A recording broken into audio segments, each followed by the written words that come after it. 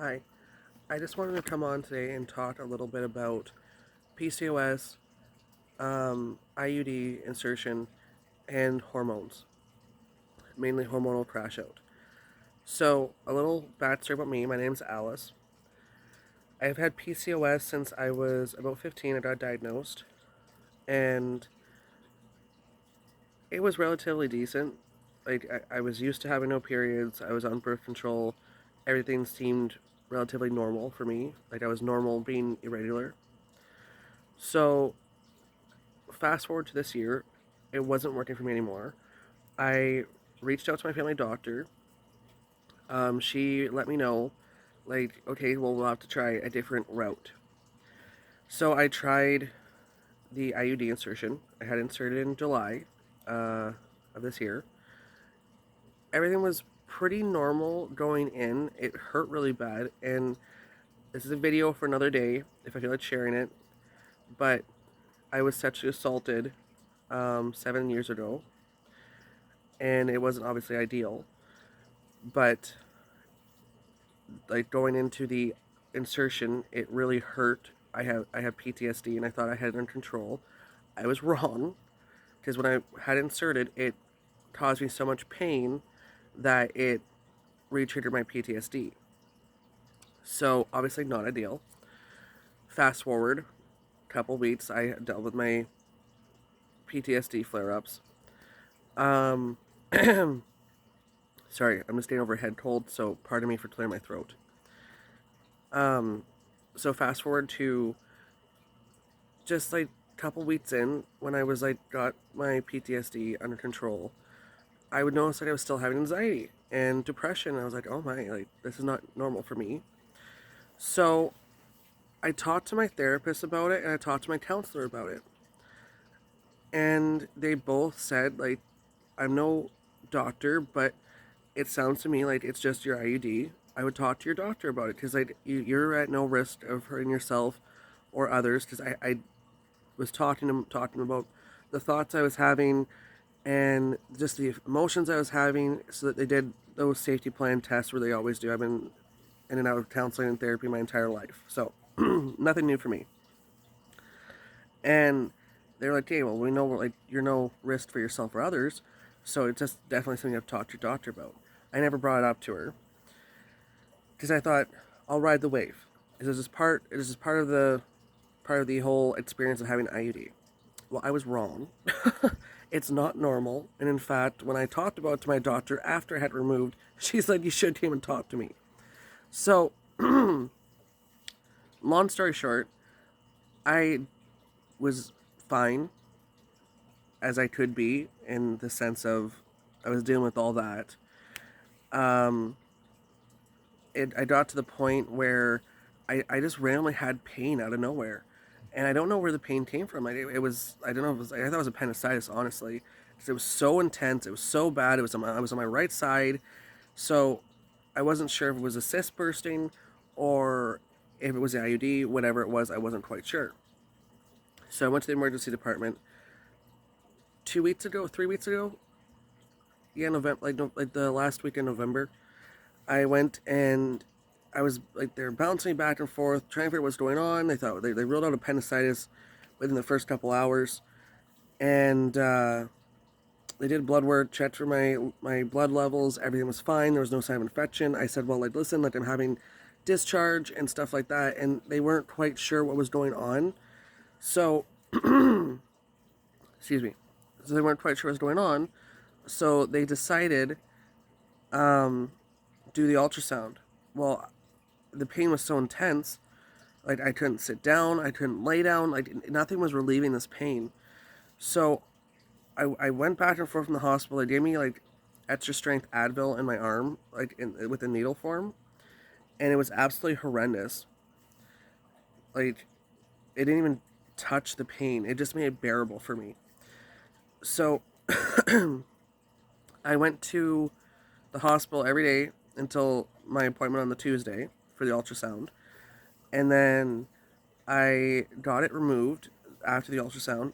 Didn't hurt. That's one good thing. It does not hurt getting removed. And I was just leaving when my doctor called me back in. Well, not my doctor, but the emergency doctor called me back in. And I said, "What's going on? Like, is everything okay?" She said, "Well, we got your swab back, and it came back that you have BV." And I don't know what that was. Well, I didn't know what it was. I do now. So I was freaking out. I'm like, "Is that an STD? Like what is that?" Like, I'm scared. And she's like, "No, no, no. It's not an STD. It just means bacterial vaginosis. It's like an yeast infection, but like farther up, and it's just because your IUD. Your IUD causes that. It just screws with your pH balance, so on and so forth." So I was like, "Okay, well that's a relief. Like, I'm not worried too much." She's like, "I was like, what do I have to do? Like, is it cream? What, right?"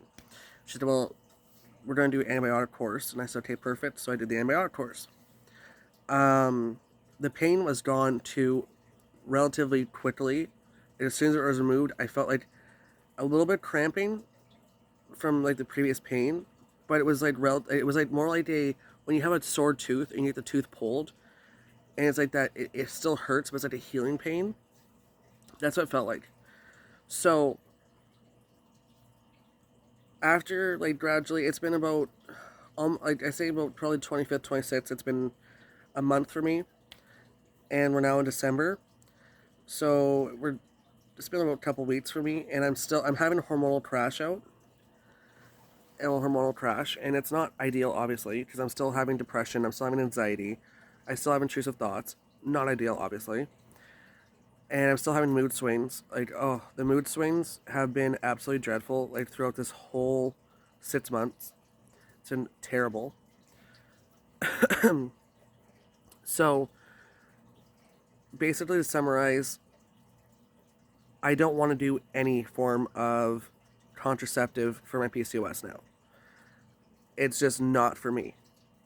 Because, and I'm not worried about it because I have the PCOS where it's like, I don't know how to describe it. Like you're basically infertile. I have family members tell me, "Oh, don't say you're infertile because you could do treatment and da da da da da." But I'm like, relatively, I'm infertile, and I don't really want kids, so whatever, it works out, right? But my thing is, my doctor is kind of like pushing for another form of contraceptive because I am at risk of cervical cancer because like my PCOS is not ideal, obviously. Hence the deeper voice. Like like I actually get called transgender. Sorry, asked if I'm transgender because of like my deeper voice and stuff like that. And I'm like, no, I just have PCOS. Thank you. Um. So long story short, it's one of those things. If you're getting an IUD for your PCOS, and if you have a history of sexual assault, I would. As long, I can't speak on your behalf. Like I can't like you know what I mean. But I think about it. I would put a lot of thought into it because I have relatively done a lot of CBT for sexual assault. I've done a lot of work on myself to not let my trauma affect me to this current day. But that was really hard. Like that was like I thought I was like not perfect, obviously, but healed for the most part. And going through that was like put me back in the situation, and I do not recommend that. So if you have a history of sexual assault like I, put a lot of thought into getting the IUD. If you have depression or anxiety like me, where it's like severe generalized anxiety, severe clinical depression, I would put a lot of thought into it because, again, I'm not healed. I'm not on medication for it. I just do a lot of CBT and a lot of self work and so on and so forth. But it's been really challenging. Like basically to summarize how I felt, it's like when you're a kid going through all of this. Sorry, I'm losing my voice. When you're when you're first a kid and you're going through anxiety for the first time and depression for the first time, you think it's you, but it's not. That's how this all felt for me. Like it was my first time going through it. I had no idea if it was me or if it was what I wanted or what. So, long story short, even the mood swings is like when you're a teenager and you're just getting your first mood swing and you're just like you snap on everybody. Like honestly, it's been insane. Like, oh my god, I'm crying over nothing. Like I blocked a guy who was disrespecting me, and I cried over it. Like, completely side rant. Like I cried over blocking a guy who was disrespecting me, and I'm like, normally that wouldn't affect me because I stood up for myself, so I'm usually proud. But I cried. Like, I was like, why?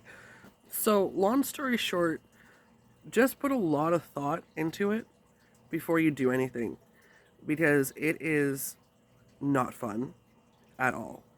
I had almost no appetite. I started getting hair really bad. Like, I mean, I had PCOS, so I already did hair relatively quickly and coarse, but not really so much on my face. Like, I had it on my face, but not like it was like is honestly like I'm starting to have stubble. And I'm like, what the hell? Like, I've never shaved my face, so I started shaving my face, started waxing my face. Um, Good news is like it's starting to come in not so coarse anymore after profusely waxing it. But it's like I shaved my leg, for example, and all of a sudden, like the hair would be back in 2 days. It was terrible. The brain fog was terrible. Like everything was just like between mental, emotional, and just physical. It was just not. It was horrible. Um, I didn't experience weight gain. Honestly, I noticed like kind of like because like I have like a PCOS belly. Like we have that like little bump. Like no matter how much weight you lose. Um, I noticed my bump was actually starting to go away. So I was like, oh, that's awesome, right? I thought that was good. I started getting my like womanly features back in that sense. Um, but that being said, like it was kind of one of those things. It's like I do not recommend. It was absolutely horrible. It, I honestly like told my doctor, I'm like, I don't, I'm gonna do the research for myself because I don't want to do this trial and error and be a guinea pig because this is not for me, and it was really scary. It still is kind of scary. Like I woke up from sleep last night. I've been having insomnia. That's another thing you're gonna experience when on. I had myurna, and I was experiencing a lot of insomnia. It was just horrible. And I finally had like one night of sleep last night where I slept for a good solid like 5 hours, which was refreshing. But I woke up with depression and anxiety, and now I'm making this video because I was trying to watch videos on YouTube of like, is this normal? Like, has anyone else felt like this before? And honestly, I didn't find any videos except for like two that were like, oh my god, like I feel seen. So I wanted to come on here and just say like, if you get anything from this video, I'm honestly happy because I was trying to make a video so people could feel seen, heard, respected. Um, this is my first video I ever made for YouTube, so I'm hoping this helped. Um, I'm gonna try and come on more often though and try and talk about mental health and just like how I get through it and just give some advice, honestly, because I grew up in the generation where it wasn't normal to talk about these type of things, so it's like I'm a little nervous talking about it, but I understand it's one of those things that has to be talked about because you're not the only one. And I want to make you feel seen and heard, and that if you have an IUD in and you're having these problems right now, it's completely normal, but not normal. You know what I mean? Like it feels like it's the end of the world for you, but it's not. It's okay. Everything's gonna be fine. Get removed, ride the wave, you'll be okay. I'm only like a couple weeks out from getting removed, and it's probably taking me about 3 months or so to feel regulated. So I'm riding the wave as well. I totally get it. But yeah, so I will 100% come on more often now and talk about mental health and just try and be there for people because this is something I feel like everyone needs to know about. So thank you. Till next time. Bye.